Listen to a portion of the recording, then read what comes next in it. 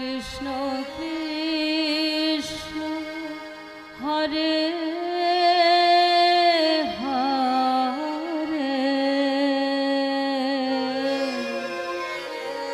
হরে রাম হরে রাম রাম রাম হরে হরে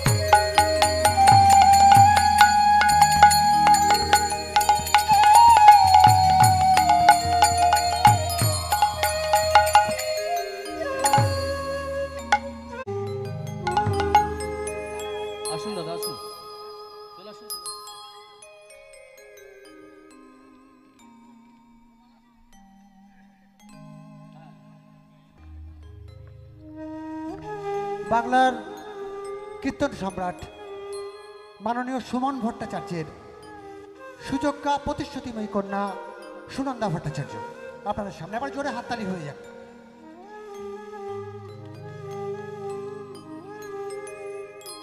আমরা শিল্পীকে বরণ করে নেব, তার আগে একটা ছোট্ট ঘোষণা দিয়ে রাখি। এই যে অনুষ্ঠান হচ্ছে সেটা জপেশ্বর শিবের অনুষ্ঠান। এই জপেশ্বর শিবের মাহাত্ম্যের ওপর জুবুটিয়া জপেশ্বর ধাম নামে এই গ্রামেরই গৃহবধূ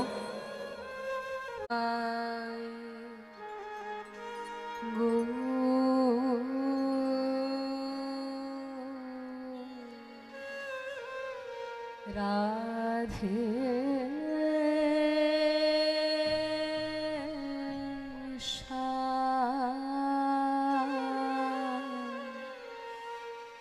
জপ হরে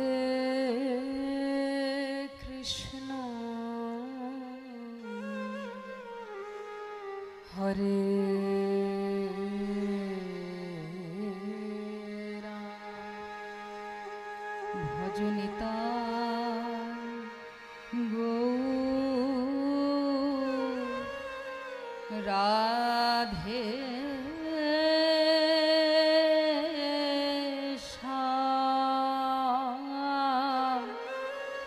জপ হরে কৃষ্ণ হরে রাম ভজনিতাই গৌর রাধে শ্যাম জপ হরে কৃষ্ণ হরে জপ হরে কৃষ্ণ হরে রাম ভজনিতাই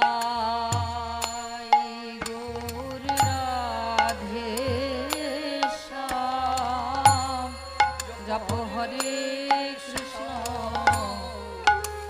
হরে রাম ভজনিতাই গৌর রাধে শ্যাম জপ হরে কৃষ্ণ হরে রাম ভজনিতাই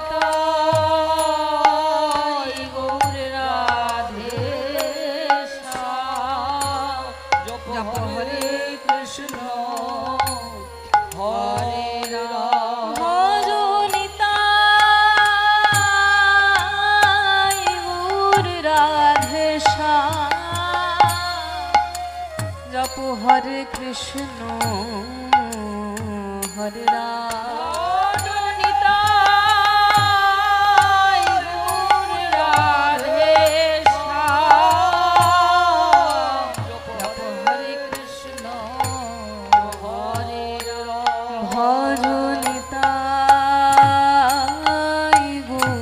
রাধে ভজনিতাই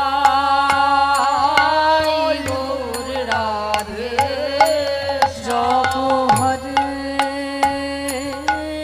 কৃষ্ণ হরে কৃষ্ণ হরে ভজনিতাই গৌর রাধে শ্যামিতাই গৌর রাধে জপ হরে কৃষ্ণ হরে রাম জপ হরে কৃষ্ণ হরে রাম ভজনিতাই গৌর রাধে শ্যাম হরে কৃষ্ণ হরে রাম ভজনিতাই গৌর রাধে শ্যাম হরে কৃষ্ণ হরে রাম ভজনিতাই গৌর রাধে শ্যাম হরে কৃষ্ণ হরে রাম ভজনিতাই গৌর রাধে শ্যাম হরে কৃষ্ণ হরে রাম ভজনিতাই গৌর রাধে শ্যাম হরে কৃষ্ণ হরে রাম রাধে শ্যাম হরে কৃষ্ণ হরে ভজনিতাই গৌর রাধে শ্যাম হরে কৃষ্ণ হরে রাম রাধে শ্যাম হরে কৃষ্ণ হরে রাম ভজনিতাই গৌর রাধে শ্যাম হরে কৃষ্ণ হরে রাম উজ্জ্বল বরণ গৌরवर देहं विलसित निरवधि भाव विदेहं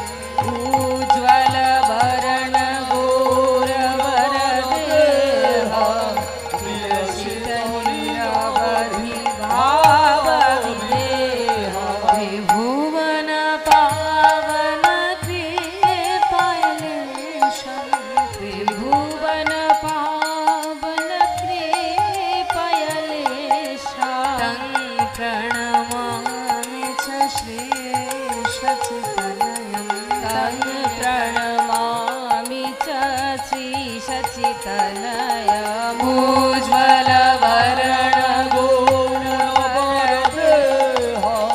विलसित निरवधि भाव विदेह उज्ज्वल वरण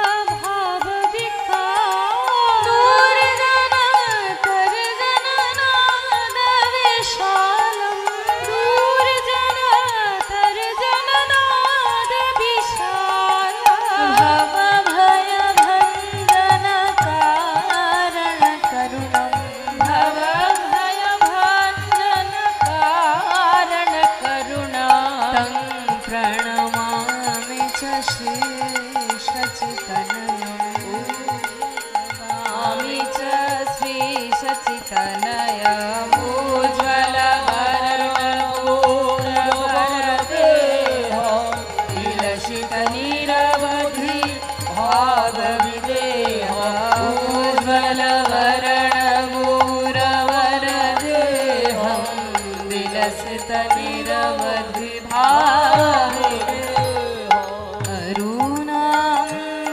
भाव विदेह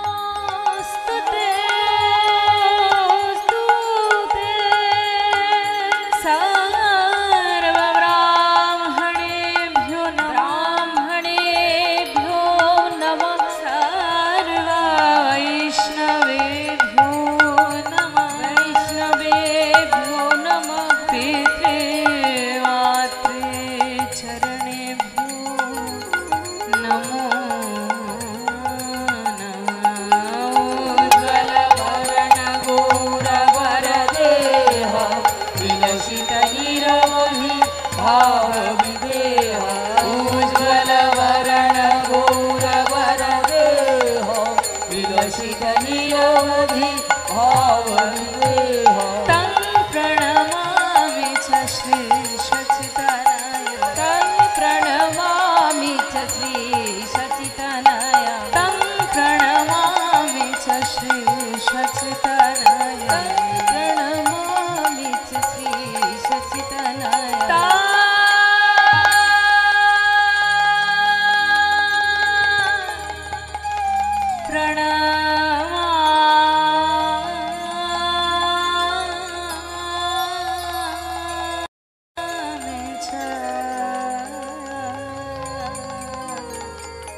শ্রী সচে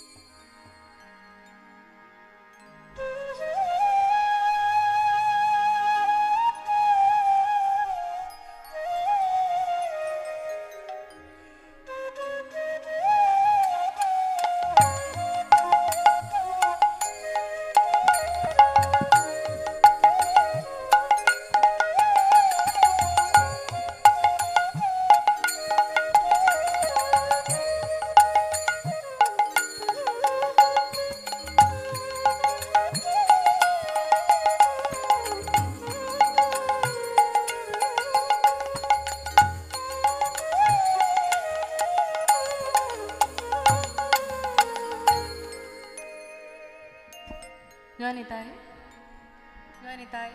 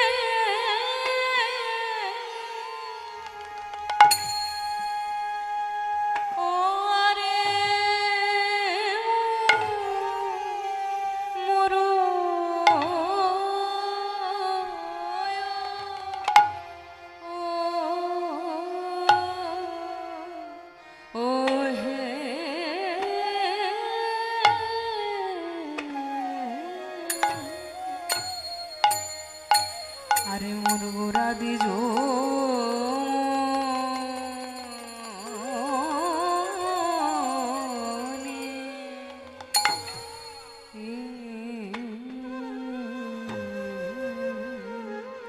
আরে ও আজ মো আরে মোর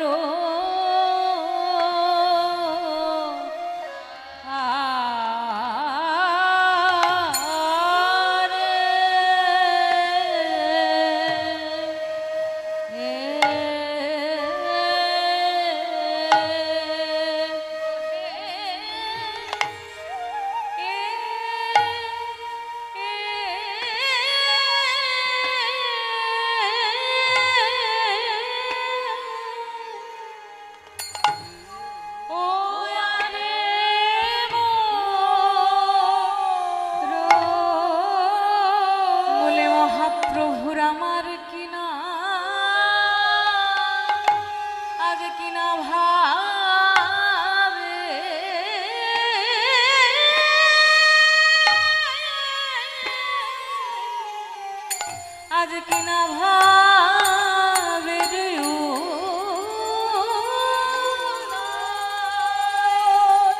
ও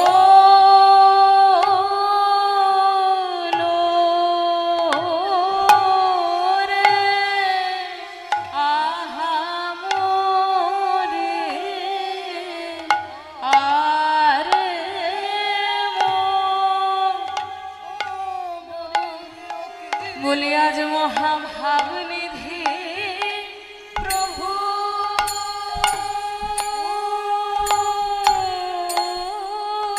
বলি মহাপ্রভু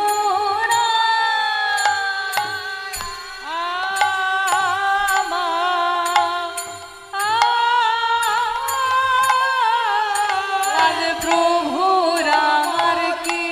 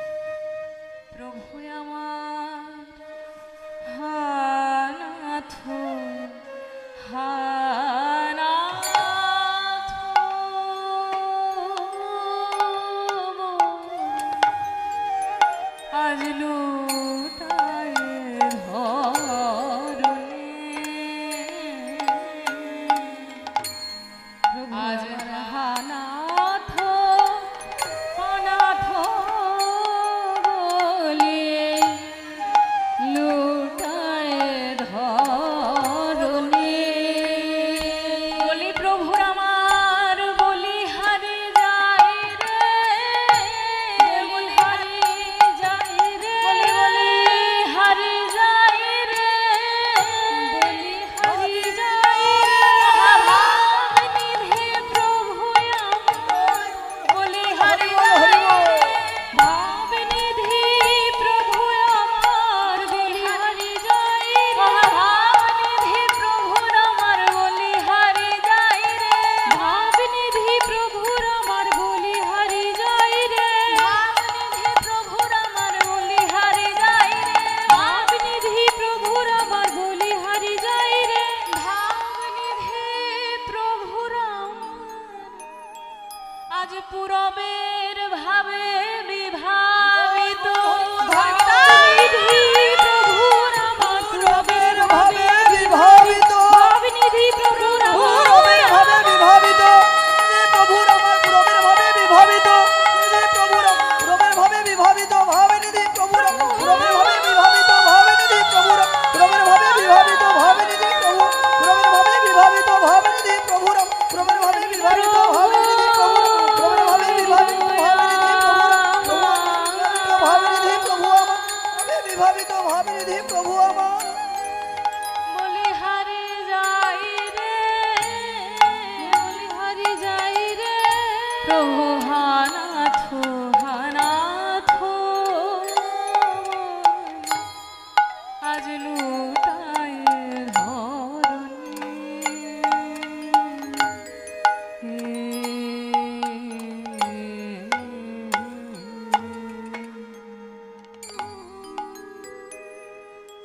জয় নিতাই। উপস্থিত ভক্তবৃন্দ এবং মায়েদের চরণে আমার দণ্ডবৎ প্রণাম। আজকে আমরা এখানে সমবেত হয়েছি শ্রী জপেশ্বর শিব মন্দিরের একটু লীলা কীর্তন পরিবেশন করব বলে, এবং আপনারা সবাই তা মন দিয়ে আস্বাদন করবেন বলে।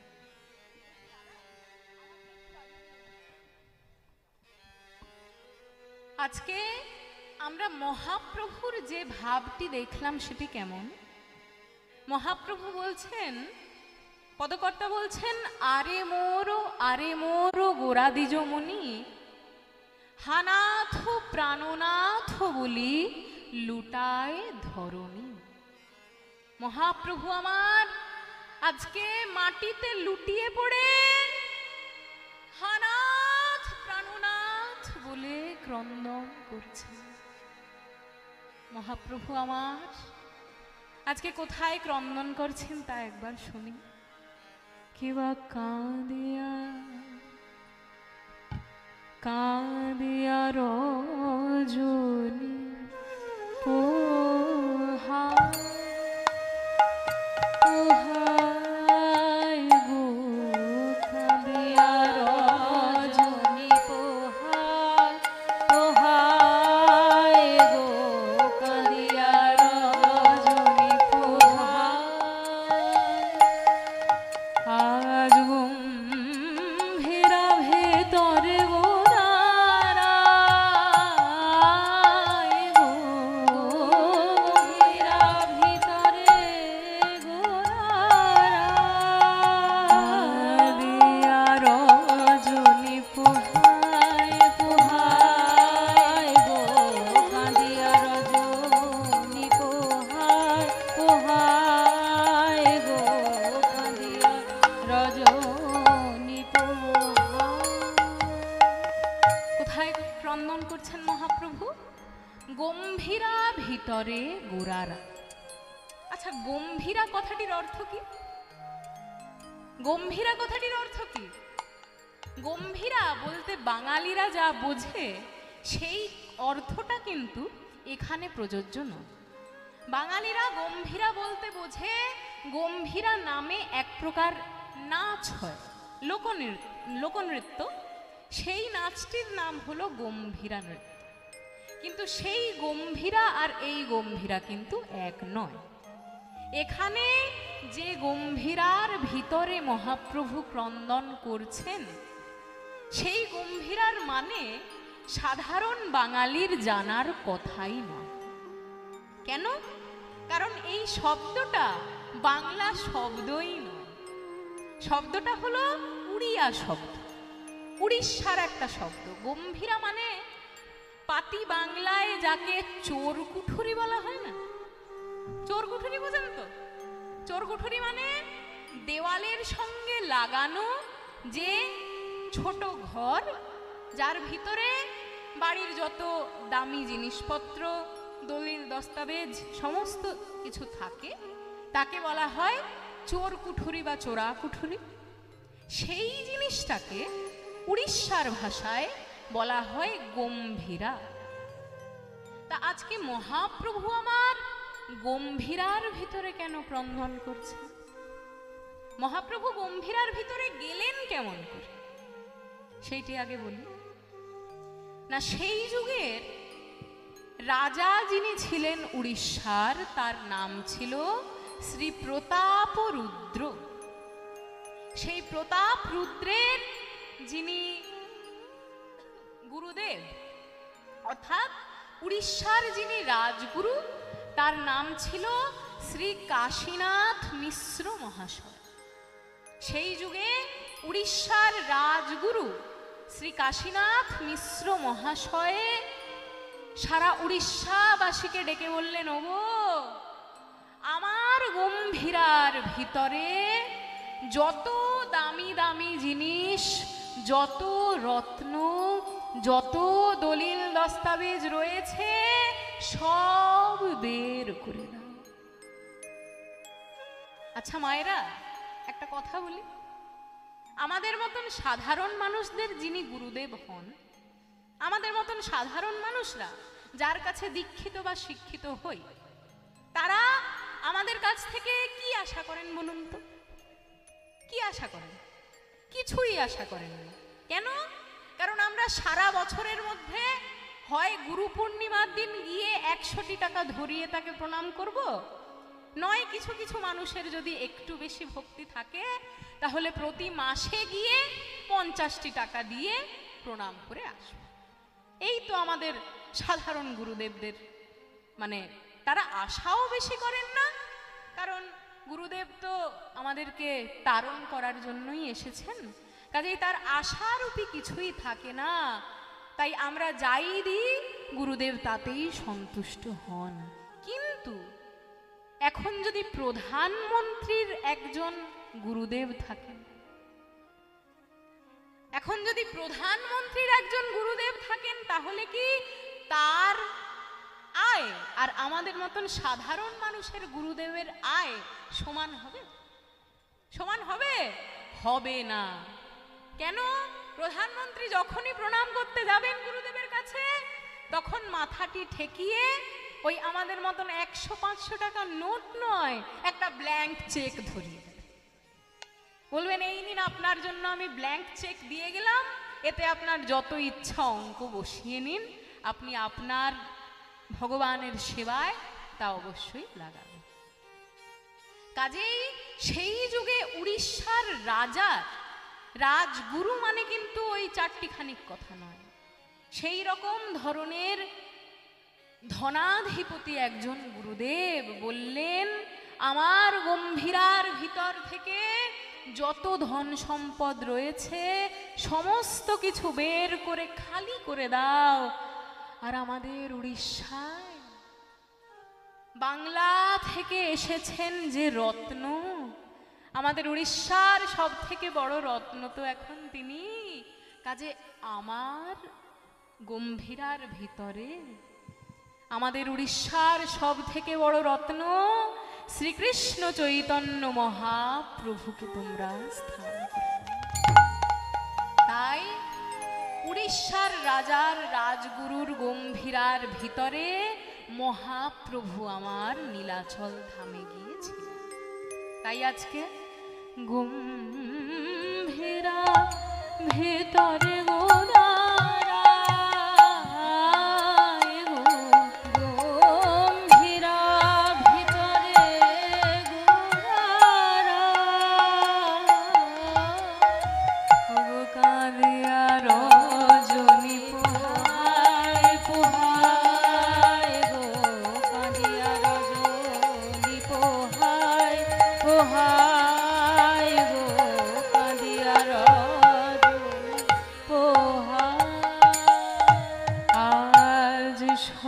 স্বরূপেরও গলায় ধরে গোরা দু নয়ন বহে বারে স্বরূপেরও গলায় ধরি বলে ললিতা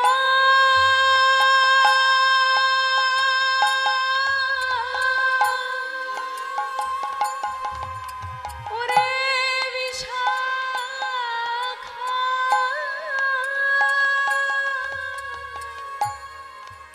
আমার প্রাণ বধূ কেন এলো না, কেন এলো না, কেন এলো না, আসিল না কেন শ্যামরায়, শ্যামরায় গো আসিল না কেন শ্যামরায়, শ্যামরায় গো আসিল না কেন শ্যামরায়।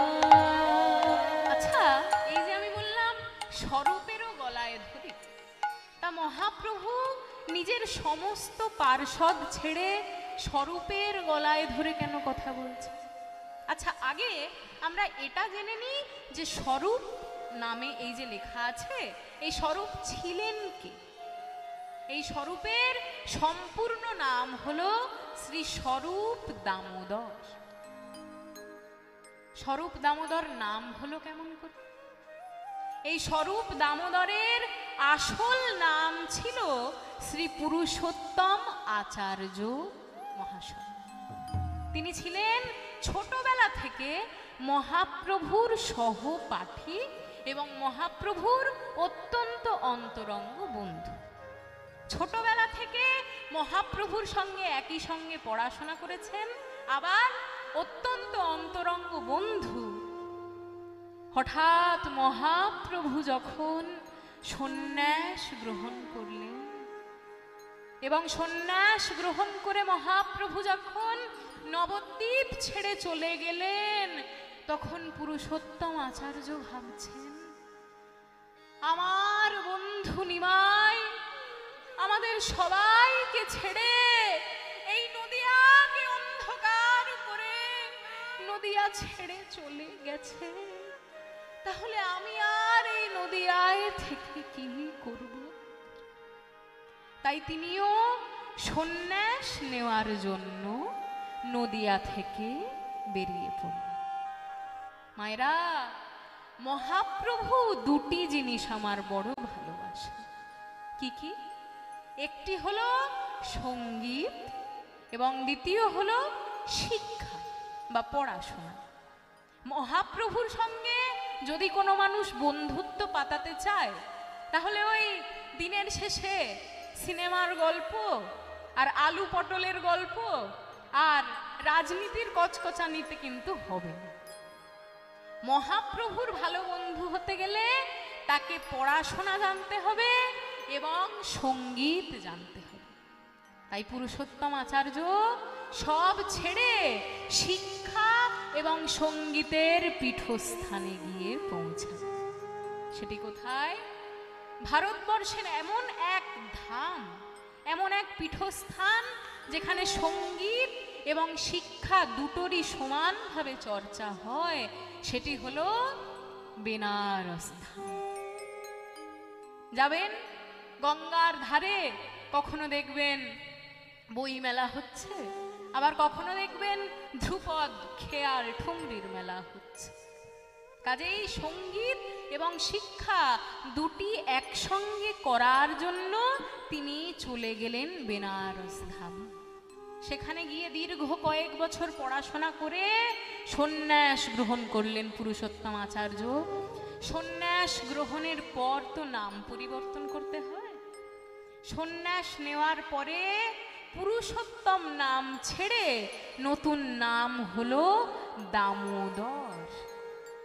এবং সন্ন্যাস গ্রহণ করার পরেও গেরুয়া বসন ধারণ করেননি বলে সন্ন্যাসীদের ভাষায় যারা সন্ন্যাস নেওয়ার পরেও গেরুয়া বসন পরিধান করেন না তাদেরকে বলা হয় স্বরূপ। কাজেই তার নাম হলো স্বরূপ দামোদর। নামটা শুনলে কি মনে হবে বলুন? স্বরূপ দামোদর যদি আমি কখনো কাউকে বলি একজনের নাম স্বরূপ দামোদর, সে কি ভাববে? স্বরূপটা নাম আর দামোদরটা সারনেম। এই যেমন আমার নাম সুনন্দা ভট্টাচার্য, আমার নাম হলো সুনন্দা আর সারনেম হলো ভট্টাচার্য। এবার আমি যদি কাউকে বলি স্বরূপ দামোদর, সে মানুষ কি ভাববে? নামটা স্বরূপ আর সারনেম হলো দামোদর। তা কিন্তু নয়। এই ভুলটি যেন আপনাদের না হয় সেটা আপনারা খেয়াল রাখবেন। তার নামই হলো দামোদর এবং যেহেতু গেরুয়া বসন পরিধান করেননি তাই তার পদবী হলো স্বরূপ। এবার শাস্ত্রে কথিত আছে এই স্বরূপ দামোদরই নাকি ছিলেন পূর্বজন্মে রাধা রানীর ললিতা সখী। তাই রাধা রানী আমার যেমন গোবিন্দের সঙ্গে গোবিন্দের বিরহের কথা ললিতার গলা জড়িয়ে ধরে বলতেন, তেমনি আজকে মহাপ্রভু আমার স্বরূপেরও গলায় ধরে প্রভুর দুনয়নে বহে বারে। স্বরূপেরও গলায় ধরি প্রভুর আমার দুনয়নে বহে বারে। ওগো আসিল না কেন শ্যামরায়, শ্যামরায় গো আসিল না কেন শ্যামরায়, শ্যামরায় গো কালিয়া রজনী পোহায়, পোহায় গো কালিয়া রজনী পোহায়, পোহায় গো কালিয়া রজনী পোহায়। আচ্ছা, এই তো গেল গম্ভীরার ভিতরে মহাপ্রভু আমার কি করছেন তার কথা। এবার একটা মজার ঘটনা ঘটেছে। কি বলুন তো? সেই যুগে উড়িষ্যায় এক ব্যক্তি ছিল যিনি জীবনের সার বোঝা বুঝে গিয়েছেন। জীবনের সার বোঝা বুঝে গিয়েছেন মানে বুঝে গেছেন যে যাই করি না কেন কর্ম যদি না করি তাহলে খেতে পাবো না। এটাই তো জীবনের সার নাকি? যদি কর্ম না করি তাহলে খেতে পাবো না।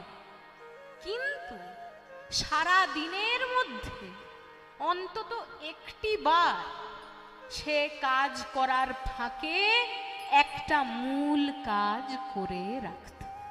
সেটি কি? সেটি এই রকম, সকালবেলা উঠে যখন পুরীর সমুদ্রে স্নান করতে যেত, পুরীর সমুদ্রে স্নান করতে গিয়ে যখন জগন্নাথ মন্দিরে আসতো, সে কিন্তু ওই সমুদ্র তট থেকে জগন্নাথ মন্দির পায়ে হেঁটে আসত। এবার পায়ে হেঁটে আসতে আসতে রাস্তায় কিন্তু কারোর সঙ্গে ওই গল্প করতে গুজব করতে বসে যেত। কি করত? সমুদ্র তট থেকে মন্দির অবধি যখন আসতো, যেতে যেতে হরিনাম করতে করতে যেত। তা মায়েরা, সেই ভক্তের মতো হতে চান নাকি? হতে চান? হতে চান তো?